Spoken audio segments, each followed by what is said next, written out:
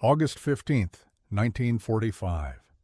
The tropical sun baked the dusty parade ground of Camp Kennedy in Texas as 23-year-old Yumiko Tanaka squinted against the glare. The young woman, formerly a communication specialist with the Imperial Japanese Navy, stood frozen in disbelief. Before her strode a figure that, according to everything she had been taught, should not exist, at least not in this form.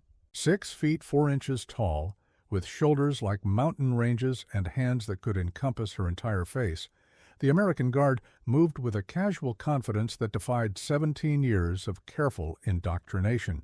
"It cannot be real," she whispered to Akiko Yamamoto, the former nurse standing beside her.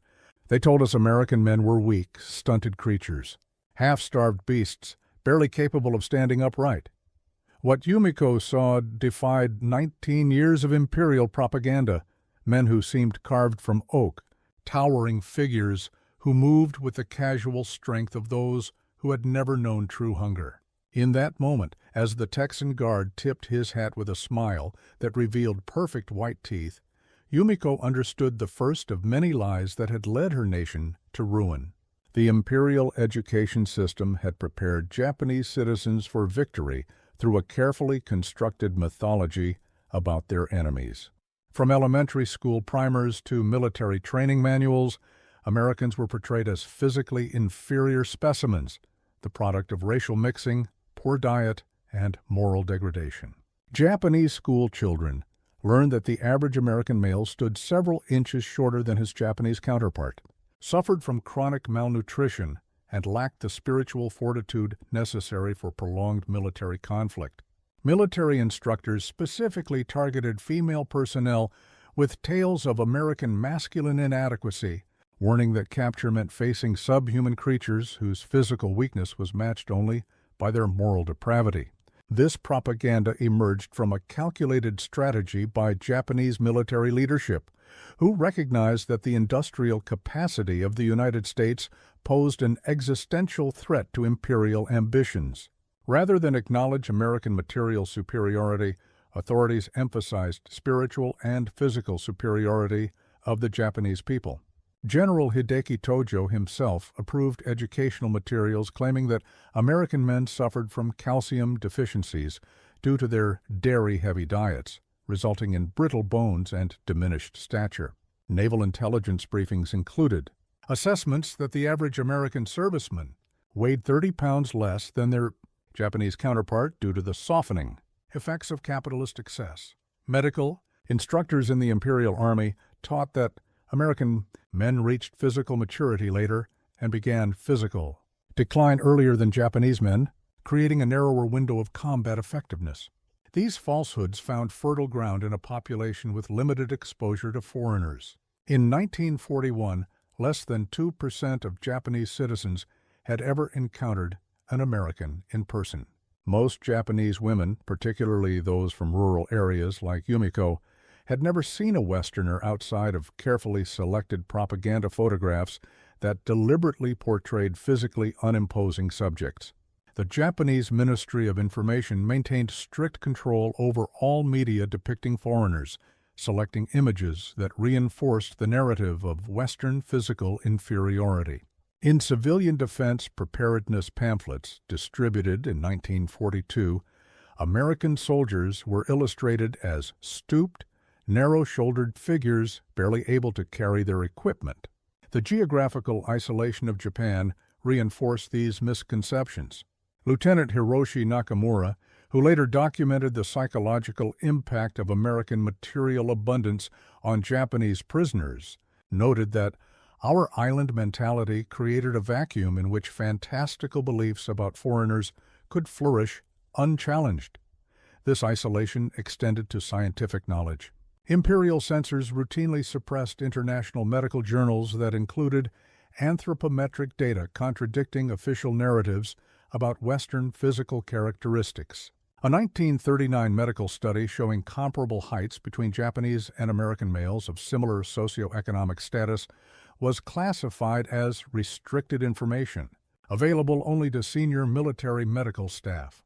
By 1944, as the Pacific War turned against Japan, propaganda regarding American physical inferiority intensified. Food shortages on the home islands provided an opportunity to reframe deprivation as spiritual strength. Government radio broadcasts claimed that American soldiers required 3 times the daily caloric intake of their Japanese counterparts, presenting this as evidence of inefficiency rather than superior supply chains. As civilian rations dwindled to less than 1,200 calories daily in urban areas, propaganda emphasized that such disciplined consumption created superior warriors compared to overfed, sluggish Americans. For female military personnel like Yumiko and Akiko, this propaganda carried additional dimensions. Military nurses, communication specialists, and support staff received specific briefings on the degenerative physiology of American men. They showed us charts purporting to demonstrate that American men had lower testosterone levels, weaker musculature, and poorer reflexes, recalled Midori Sato, a Navy nurse captured in the Philippines. We were told their bones broke under minimal pressure, that they cried easily, and that a single Japanese soldier could overpower 3 Americans in hand-to-hand combat. Females, personnel, were particularly targeted with these messages as they were considered more vulnerable to capture in the event of a mainland invasion. The reality that awaited Japanese prisoners of war in American custody would systematically dismantle these carefully constructed falsehoods, beginning with their first direct encounters with their captors. The journey of discovery began for most Japanese female prisoners during the initial capture and transport to detention facilities. Yumiko Tanaka's first encounter with American military personnel occurred on August 10, 1945, when her communications unit was captured during the final days of fighting on Okinawa. Her first written observation, preserved in a diary later donated to the National Museum of the Pacific War, described the impossible size of the Marine sergeant who processed her capture. He stood taller than any man I had ever seen, with arms like tree trunks and a chest so broad it seemed to belong to a different species, she wrote. When he offered me water, his canteen looked like a child's toy in his hand. I feared he would crush my fingers when he helped me into the transport vehicle, for Akiko Yamamoto, captured after the hospital where she worked, was overrun by American forces. The initial shock came from the casual display of physical strength. 2 American soldiers lifted a medical cabinet that had required 4 of our orderlies to move, she recounted in a 1963 interview. They did this while laughing and carrying on a conversation, as if moving such weight required no special effort. I remember thinking that perhaps these were specially selected soldiers meant to intimidate us. But later I saw that such physical capability was common among them. The transportation of prisoners to holding facilities provided further evidence contradicting Imperial propaganda. Sadako Kimura, a communications specialist captured in the Philippines, described her first meal in American custody. They gave each of us a ration pack containing more food than I had seen in 3 months. When I hesitated to eat what seemed like an enormous quantity, the guard appeared confused and said, "That's just lunch." "Ma'am?" He spoke as if this abundance was the most ordinary thing in the world. This casual relationship with abundance extended to the American military equipment. Keiko Nakamura, a former clerk with the Japanese 14th Area Army, noted in her post-war memoir that their transport vehicles were so numerous, so well maintained, and consumed fuel so prodigally that I began to understand we had been fighting a different kind of war altogether. The first extended exposure to American men came during medical processing at reception centers. Nurse Fumiko Tanaka recalled her shock when a medical officer measured and weighed incoming American personnel alongside Japanese prisoners. The American doctor was recording weights for new guard personnel, and I saw figures that seemed impossible: 90 kilograms, 100 kilograms, some even more, with heights regularly exceeding 180 centimeters. These were not exceptional specimens, but ordinary drafted men. The physical examinations of prisoners themselves revealed the disparity in health and nutrition. Fumiko noted that the average weight of female Japanese military personnel in her processing group was 43 kilograms, while American nurses of similar age and height typically weighed 58 to 63 kilograms. Captain James Henderson, the medical officer overseeing the reception center at Camp Kennedy, documented the reaction of Japanese female prisoners to American physical standards. Many expressed disbelief when informed they were classified as malnourished by our standards, he wrote in his quarterly report. Several became visibly distressed when shown height-weight charts indicating they fell significantly below normal parameters for women of their age. One prisoner, upon learning that her normal diet in Japan provided roughly half the calories considered minimum by American standards, accused our interpreter of deliberate mistranslation. The journey from reception centers to permanent detention facilities deepened this cognitive dissonance. Midori Sato described her train journey from California to a camp in Colorado. For 3 days we traveled through landscapes of impossible abundance. Endless fields of crops, vast herds of cattle, orchards stretching to the horizon. At each stop I saw robust civilians going about their business, not just military personnel carefully selected for propaganda purposes, but ordinary people who appeared well-fed and healthy. Children were particularly shocking. American children seemed a head taller than Japanese children of the same age, with round faces and energetic movements that spoke of complete nutritional security. Upon arrival at permanent detention facilities, Japanese female prisoners encountered the daily reality of American abundance. Camp Livingston in Louisiana, which housed several hundred Japanese women, became a laboratory of cultural shock. Lieutenant Emily Rosenberg, who served as women's barracks supervisor, recorded the reactions. The new arrivals could not comprehend the standard rations.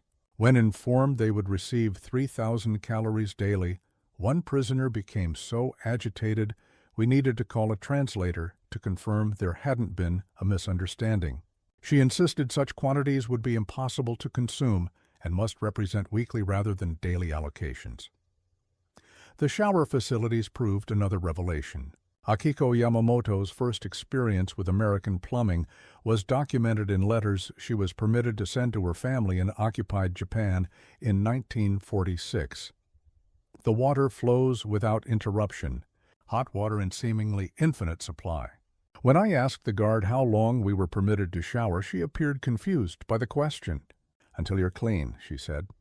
The concept of unlimited hot water was so foreign, I stood frozen, unable to comprehend such luxury. Similar reactions were recorded regarding toilet facilities, electrical lighting, and climate control systems that maintained comfortable temperatures regardless of external weather conditions. Perhaps most destabilizing to Imperial propaganda were the casual encounters with American civilian workers at the camps. Yumiko Tanaka's diary contains repeated references to the physical stature of maintenance personnel, cooks, and administrative staff. "Muo, today I observed a delivery of supplies," she wrote in September 1945. 3 civilian men unloaded crates that would require 5 or 6 of our strongest men to move.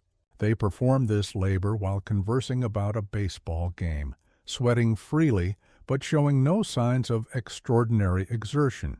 These were not soldiers, but ordinary workers, yet each stood over 175 centimeters tall with proportional physical development. The camp kitchens became particular sites of revelation. Lieutenant Rosenberg noted that Japanese prisoners assigned to kitchen duty expressed continual amazement at the quantities and varieties of food prepared daily. Sadako Kimura, who worked in the Camp Livingston kitchen for 6 months, later described the experience. The waste alone was shocking. Each day we discarded more edible food than my entire neighborhood in Osaka would consume in a week. When I mentioned this to the head cook, he shrugged and said it was normal to prepare extra to ensure nobody went without. The concept that excess was preferable to scarcity contradicted everything we had been taught about American resource limitations. The physical evidence of American abundance extended beyond food. Fumiko Tanaka, assigned to laundry duty, recorded her observations of American textiles. The uniforms and linens are made of materials finer than anything available to Japanese civilians since 1940. Each soldier possesses multiple sets of clothing, all generously cut from high-quality cloth.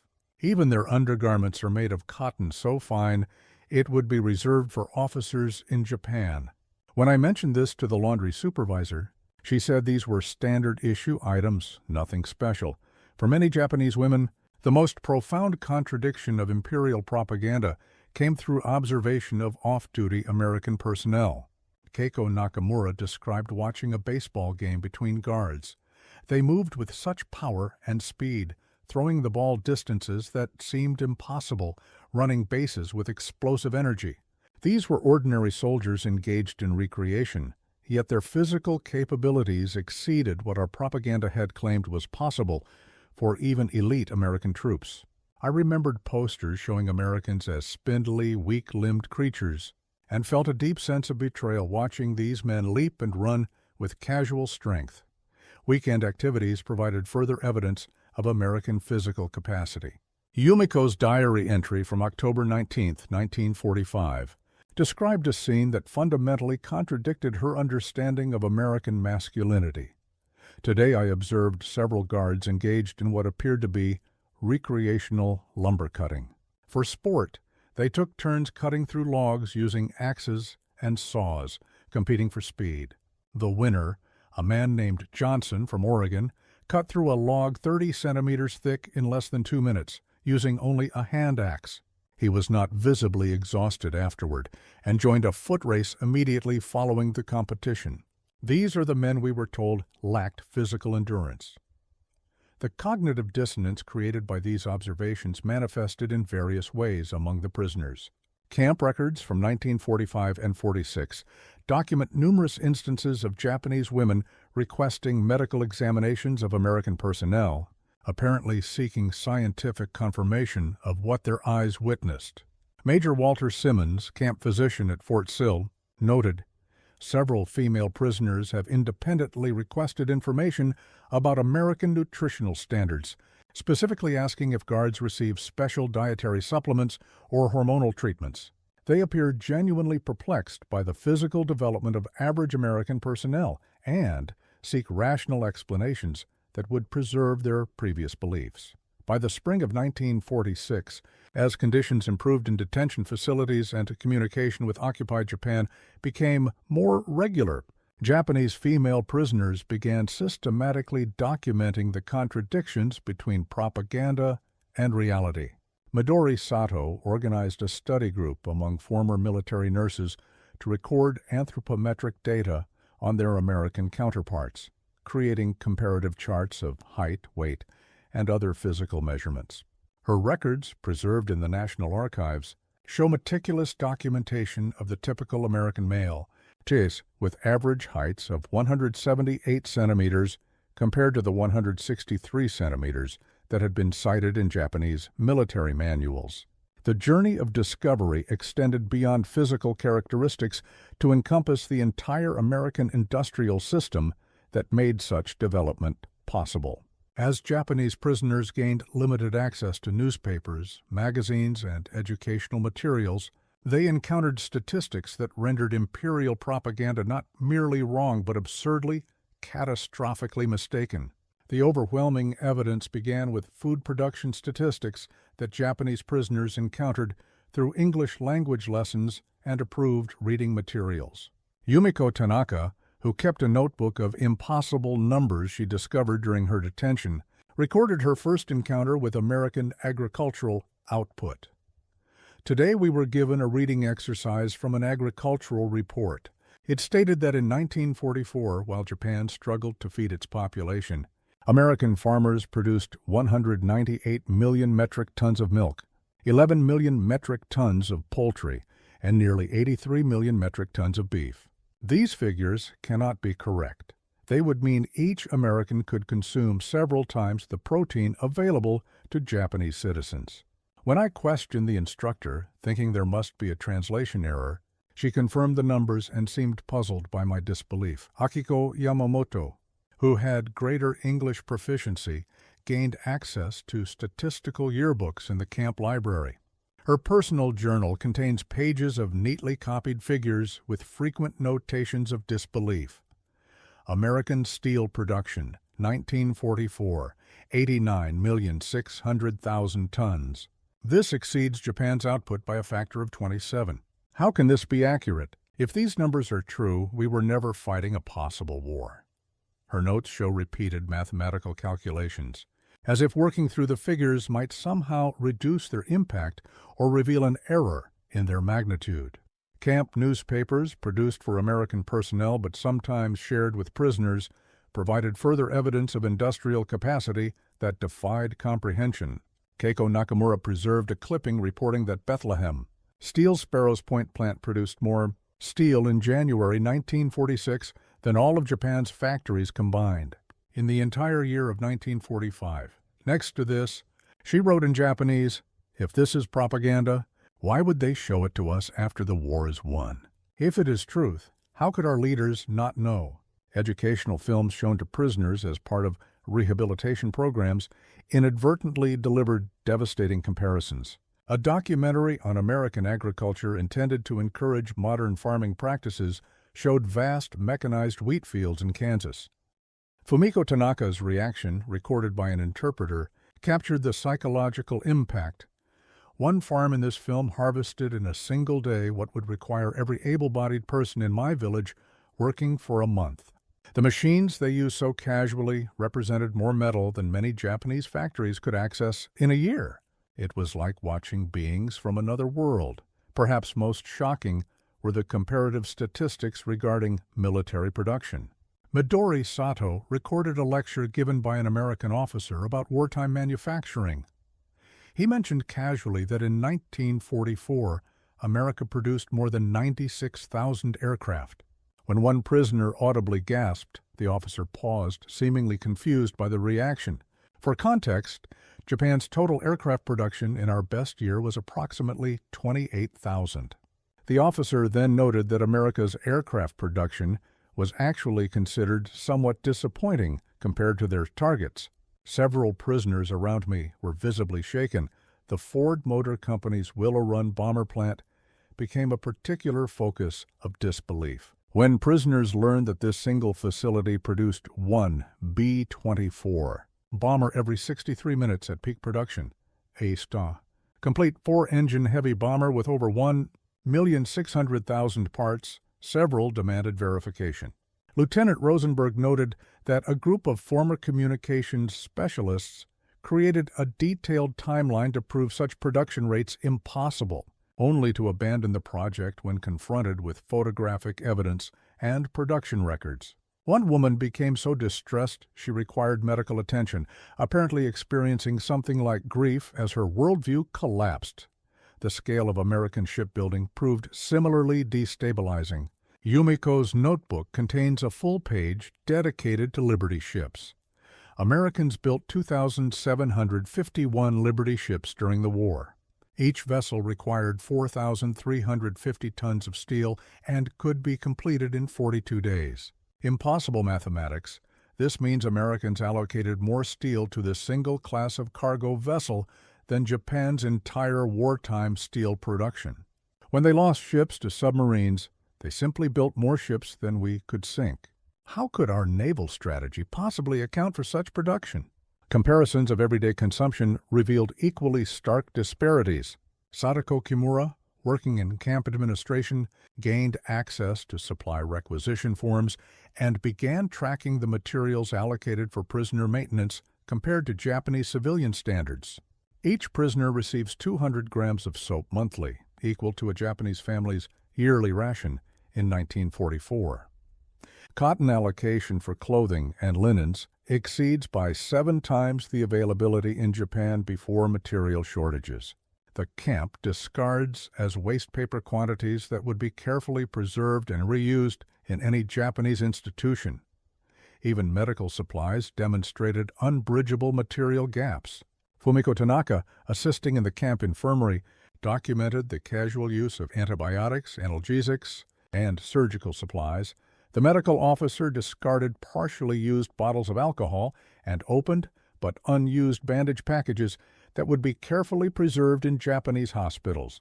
When I suggested collecting these items, he appeared concerned, asking if I had sufficient supplies for my duties. He did not understand I was distressed by waste, not shortage. The physical transformation of prisoners themselves provided irrefutable evidence of American material advantage. Camp medical records show that Japanese female prisoners gained an average of 4.5 kilograms during their first 6 months in detention, despite maintaining activity levels similar to their military service. Height measurements of younger prisoners showed continued growth that had been stunted under wartime rationing. Dental records reveal that 73% of Japanese female prisoners required significant dental work upon arrival, with American dentists frequently expressing shock at the poor oral health of women in their 20s and 30s. Major Simmons documented these improvements in his quarterly medical reports. Japanese female detainees show remarkable physiological improvements under standard prisoner rations. Incidents of amenorrhea have declined from 62% upon arrival to 7% after 4 months in detention. Dermatological conditions associated with malnutrition have resolved in 91% of cases. Perhaps most telling, several prisoners have approached medical staff with concerns about weight gain, apparently distressed by developing body compositions that American standards would consider merely healthy. Comparative mortality statistics provided perhaps the most devastating numerical evidence. During English reading exercises, prisoners encountered American civilian mortality rates that seemed impossibly low compared to wartime Japan. Midori Sato noted in her personal journal, "Infant mortality in America, 1940, 47 deaths per 1,000 live births. In Japan during the same year, 90 deaths per 1,000. By 1944, our rate had climbed to 130, while theirs continued to improve. We were told Americans were a dying race, yet their children survived at nearly triple the rate of ours."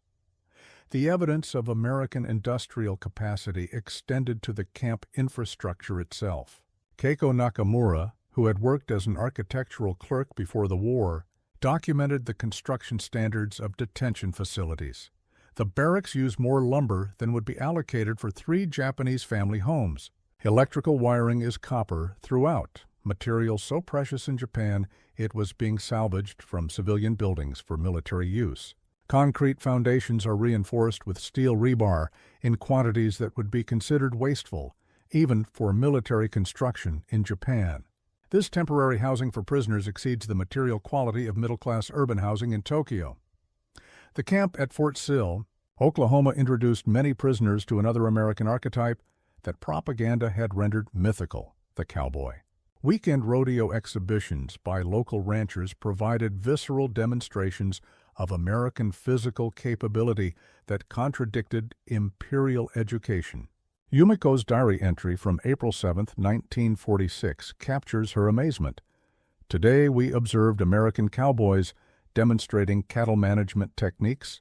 These men, who apparently represent ordinary rural workers rather than elite soldiers, performed physical feats that seemed impossible. One man wrestled a bull weighing perhaps 700 kilograms to the ground using only his body weight and technique.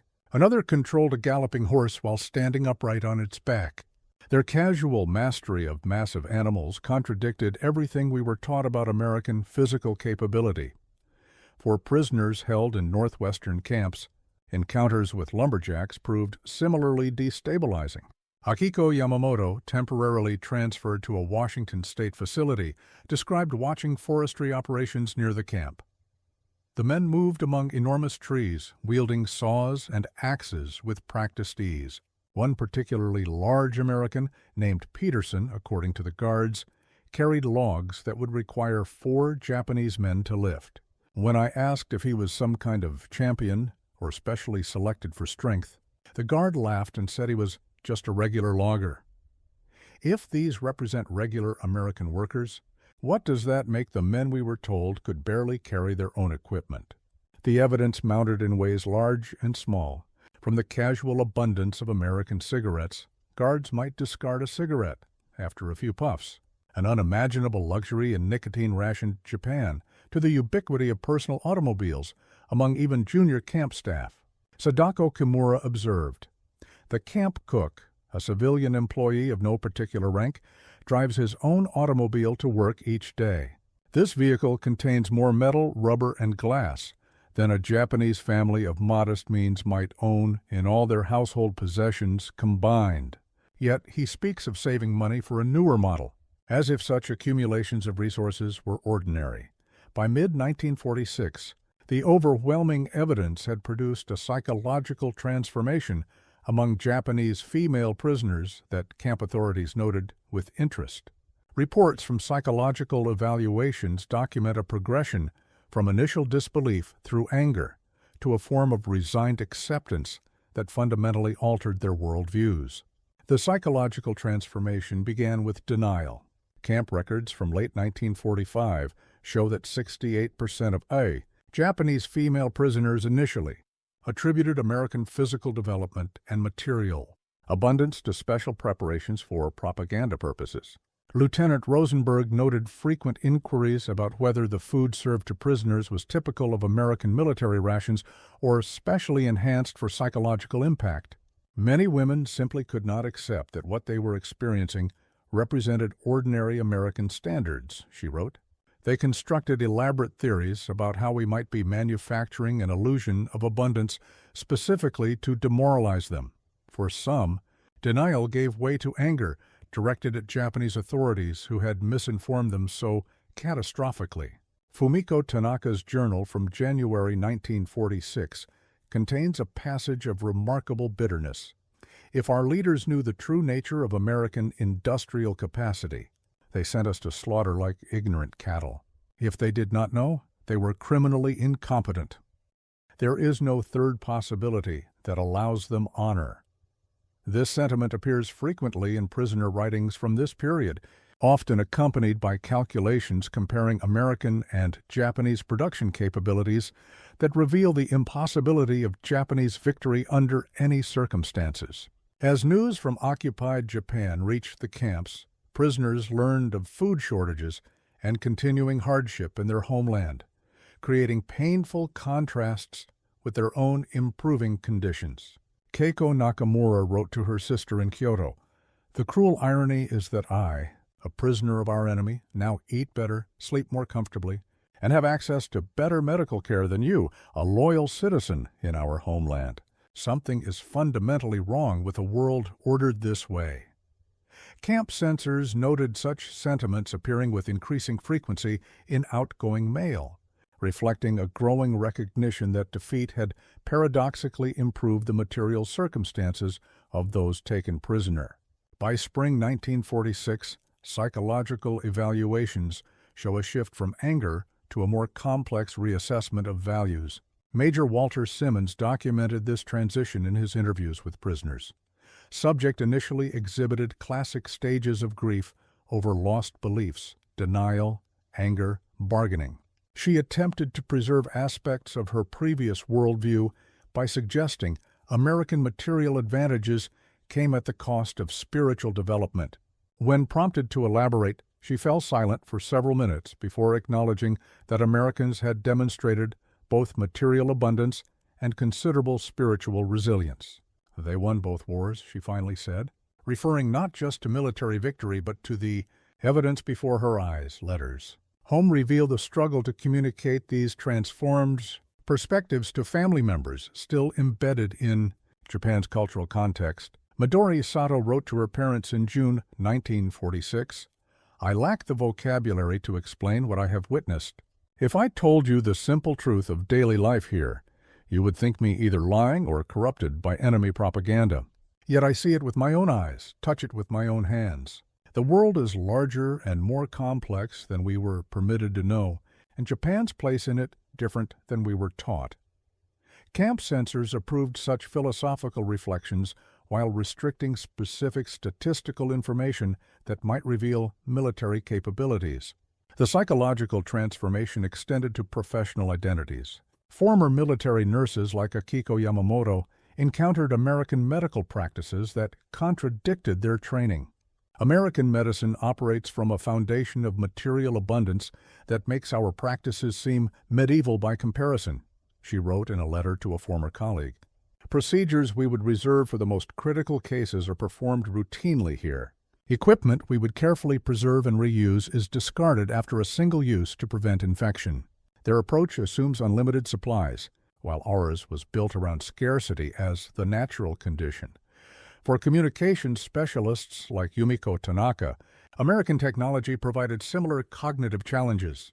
Her technical evaluation of camp communications equipment preserved in military intelligence files reveals professional admiration struggling with patriotic loyalty.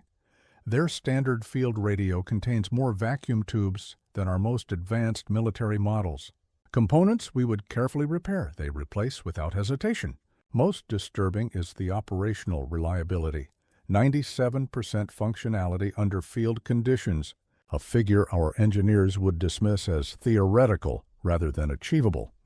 By late 1946, camp authorities noted a significant transition in prisoner perspectives.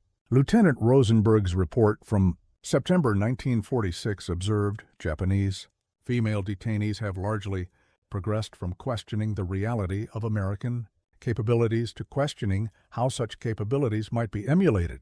Educational programs now face eager participation rather than skeptical resistance. Technical classes in particular, agriculture, electronics, medical practices, attract enthusiastic attendance, with prisoners explicitly connecting these skills to Japan's potential recovery. This transformation manifested in concrete behavioral changes. Camp records show Japanese prisoners increasingly adopting American dietary preferences, personal hygiene practices, and recreational activities. Major Simmons noted that prisoners who initially complained about the unfamiliar taste of milk now consume their full ration and request additional portions. Women who were reluctant to use excessive amounts of hot water now showered daily without apparent conservation concerns. These behavioral adaptations suggest not merely accommodation to availability, but a deeper reevaluation of what constitutes normal consumption. Perhaps most profound was the transformation in how these women reconceptualized Japan's future. Prisoner discussions, monitored for security purposes but preserved for historical value, show a remarkable evolution from imperial mythology to pragmatic reassessment. A conversation between Yumiko Tanaka and Sadako Kimura, recorded by a camp interpreter in October 1946, captures this shift. Japan must learn from America not just technology, but philosophy of abundance, Yumiko argued. Our thinking begins with scarcity and builds careful systems to distribute insufficient resources.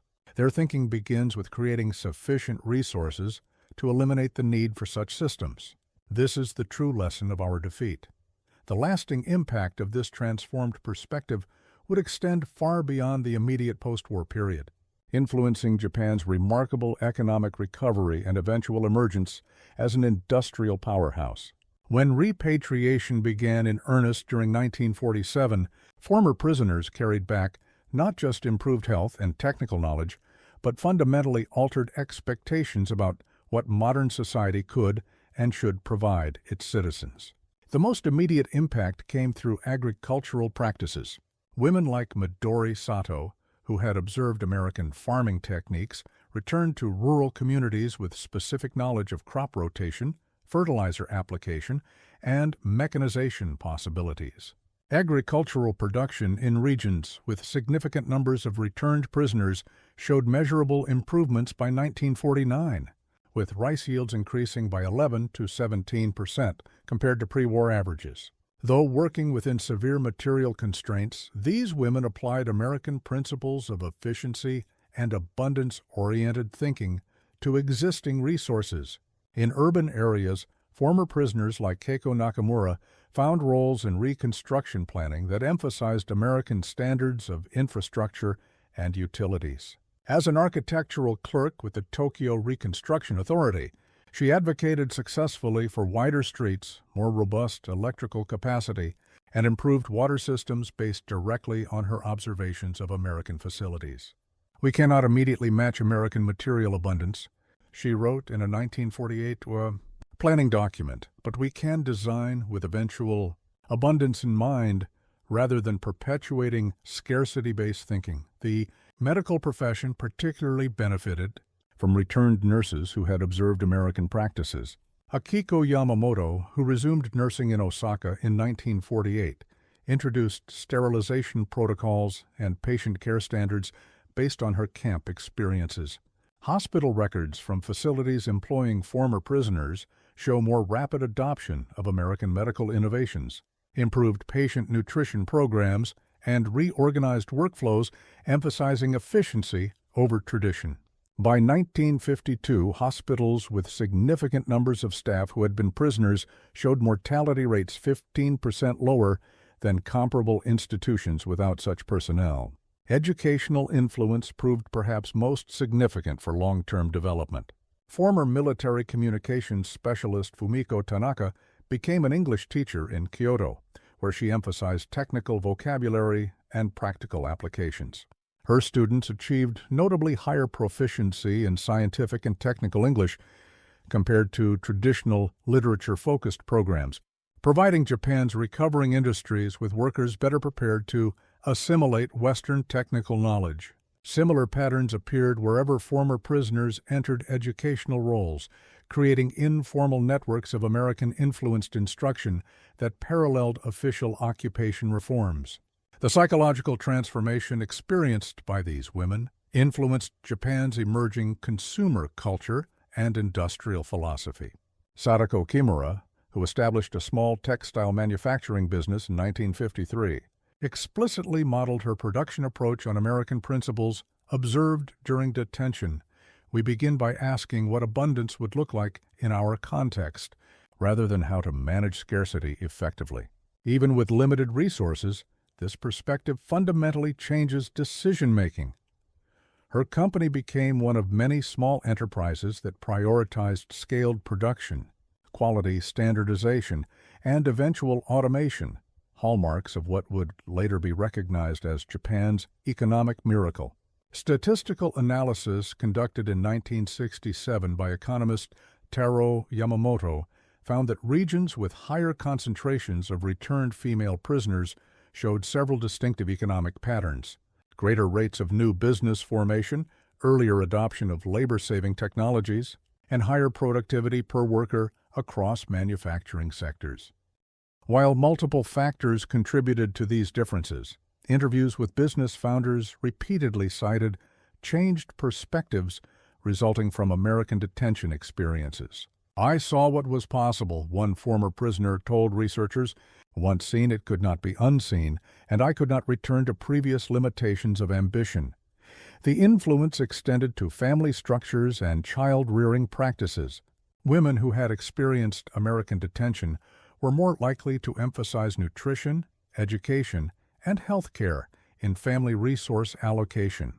Their children received more years of schooling on average, were more likely to pursue technical and professional careers, and showed greater height and weight compared to demographic peers. These second-generation effects multiplied the initial impact, creating intergenerational transmission of transformed expectations and priorities. By the 1960s, as Japan's economic recovery accelerated into remarkable growth, the direct influence of prisoner experiences became increasingly difficult to isolate from broader social changes.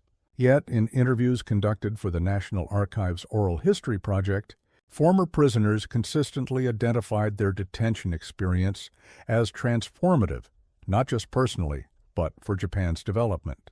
"We needed to see abundance with our own eyes to believe it was possible," Yumiko Tanaka reflected in a 1971 interview. "The most valuable thing I brought back to Japan was not knowledge of specific techniques, but the unshakable certainty that scarcity was a temporary condition, not an inevitable state." The irony of Japan's post-war transformation was not lost on these women. Many noted that defeat and occupation had accomplished what imperial propaganda claimed was impossible, creating a nation of abundance rather than sacrifice. Akiko Yamamoto, interviewed on the 25th anniversary of the war's end, observed, "Japan lost the war, but won the peace by learning its true lesson. Our enemy's greatest weapon was not their bombs, but their refrigerators, their automobiles, their everyday abundance that made mockery of our leadership's claims. We discovered that prosperity was a more powerful force than any military strategy." For Yumiko Tanaka, who would later serve as a cultural liaison for Japanese businesses expanding into American markets, the Cowboys and Lumberjacks who had so shocked her in 1945 became symbols of a larger truth. They revealed that physical strength comes not from spiritual discipline alone, but from material security and scientific understanding, she wrote in her memoir, published in 1978. Japan's recovery required embracing this lesson. Abundance creates strength rather than weakness, and prosperity serves national power more effectively than sacrifice. In a final historical irony, by 1980, many of the women who had once marveled at American height, weight, and physical development lived to see Japanese children reach comparable physical dimensions within 2 generations of improved nutrition and health care. The transformation they had witnessed in American detention camps had come full circle, with Japan achieving living standards that rivaled and sometimes exceeded those of their former captors. What had seemed impossible in August 1945 had become ordinary reality within a single lifetime. The female Japanese prisoners who once stared in disbelief at American cowboys and lumberjacks had inadvertently become advanced scouts for Japan's future, experiencing a preview of possibilities that would reshape their nation. Their journey from shocked disbelief to pragmatic adaptation mirrored Japan's larger post-war transformation from defeated imperial power to economic juggernaut. The myths of American physical and industrial inferiority, cultivated through years of careful propaganda, collapsed not through debate or argument, but through the irrefutable evidence of lived experience. These women, who began their captivity believing Americans to be physically diminished creatures of questionable strength, ended it with transformed understanding that would help rebuild a nation on entirely new principles. Years later, in 1993, Yumiko Tanaka would return to Camp Kennedy for a reconciliation ceremony. Standing on the same parade ground where she had first witnessed those impossible American men, now an elderly woman who had seen her country transform beyond recognition, she reflected on the journey. That August day in 1945, when I saw the American Guard who defied everything I had been taught to believe, was the first day of Japan's true modernization. We had to lose a war to gain a future. We had to see abundance to believe it possible. And some of us had to become prisoners to truly become free.